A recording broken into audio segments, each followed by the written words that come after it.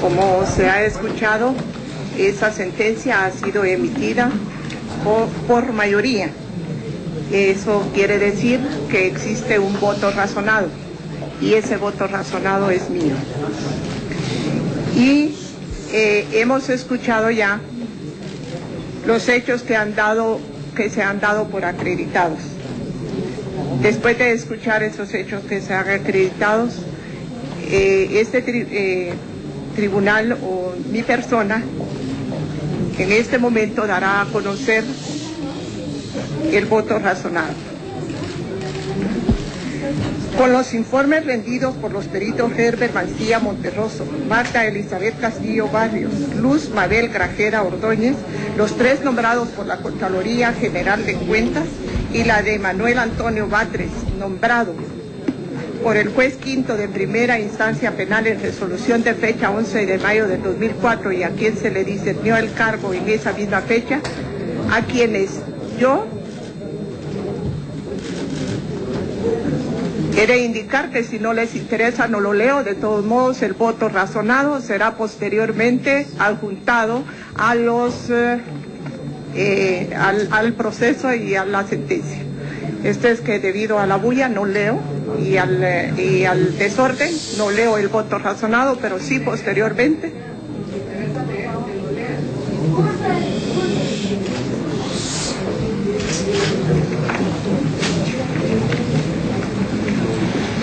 Repito,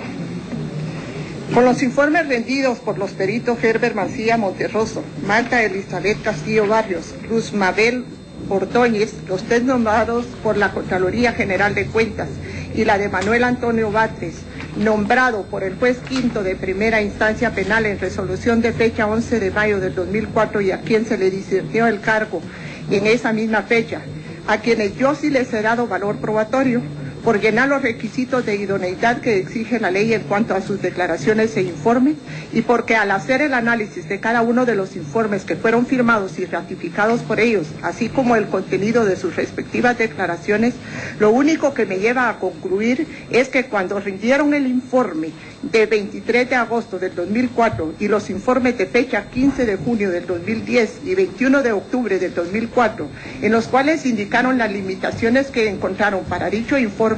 tales limitaciones dan a conocer que después de hacer el análisis de toda la documentación que fue secuestrada por parte del Ministerio Público, la misma no constituye evidencia suficiente, competente y pertinente de auditoría que justifiquen el total de los egresos amparados con certificaciones de las cajas fiscales que fueron analizados, lo cual únicamente conduce a establecer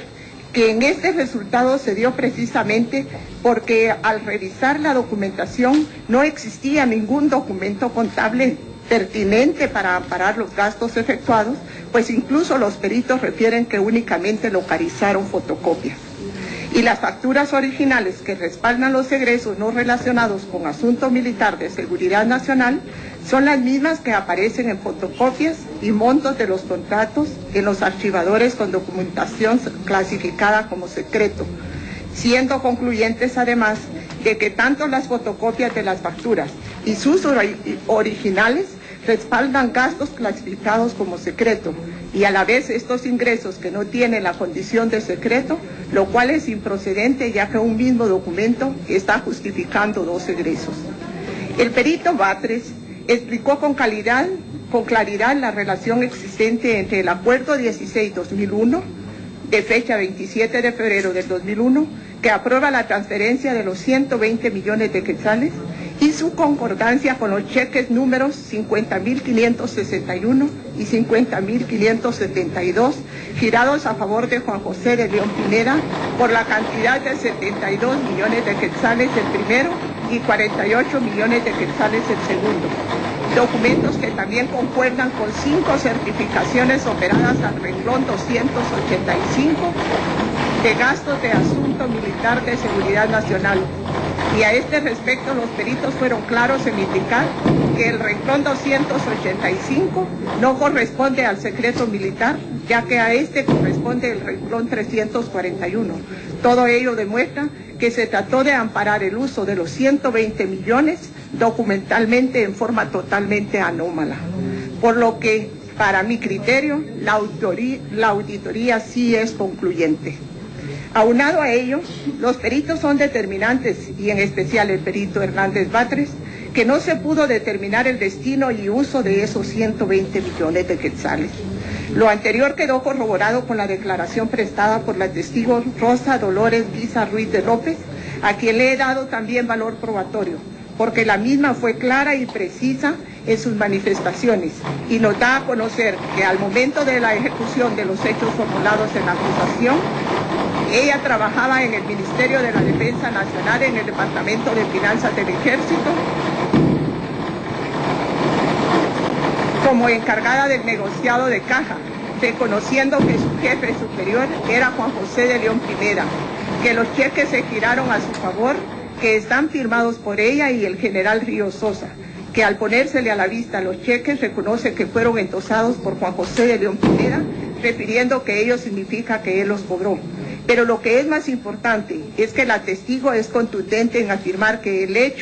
de hecho, ese dinero nunca ingresó a la caja del Departamento de Finanzas del Ejército y desconoce y nunca se enteró a dónde se fue ese dinero, hecho que los peritos al hacer la auditoría confirman que no se estableció con la documentación analizada que ese dinero hubiese retornado a la Dirección Financiera del Ejército, ni documentalmente ni en efectivo. Y a este respecto refiere el perito Hernández Batres que tratando de seguir el destino del curso del dinero, se trató de establecer si efectivamente se había usado en efectivo, revisando incluso la documentación de pago de salarios, y tampoco con esto se logró establecer el destino del dinero. Luego tenemos la declaración de José Armando Yorquiteño, a la cual, según mi criterio, debe dársele valor probatorio, porque fue prestada en una forma clara, precisa, circunstanciada, y el testigo, si bien también se encuentra incriminado dentro del presente proceso, también lo es que del contenido mismo de su declaración se desprende que no puede haber la intención de engañar, porque incluso acepta hechos que independientemente lo incriminan también a él, y que en todo caso más le perjudican que le benefician, y por el contrario su declaración resulta de gran valor porque nos da a conocer que conoció al procesado Portillo Cabrera desde que él mismo se encontraba en campaña, habiéndolo ayudado económicamente, o sea que no existe una relación de odio entre ellos, como para pensar que estuviera inventando lo declarado únicamente para perjudicar a dicho procesado. Por el contrario, las revelaciones que hace únicamente podría decírnoslas él en cuanto a que cuando el presidente Portillo fue electo como tal, le ofreció dirigir el crédito hipotecario nacional, a lo cual él aceptó. Luego, debido a problemas que tenía con cuentas que tenían relación con él, le contó a Portillo Cabrera tal situación y este le ofreció la cantidad de 30 millones de quetzales, los cuales fueron acreditados conforme boletas a esas empresas. Este aspecto se corroboró cuando estas boletas fueron puestas a la vista de los sujetos procesales durante el debate. Los hechos dados a conocer por este testigo fueron corroborados por lo declarado por el testigo Salomón Molina, a quien opino que también debe dársele valor probatorio en lo que a este aspecto se refiere.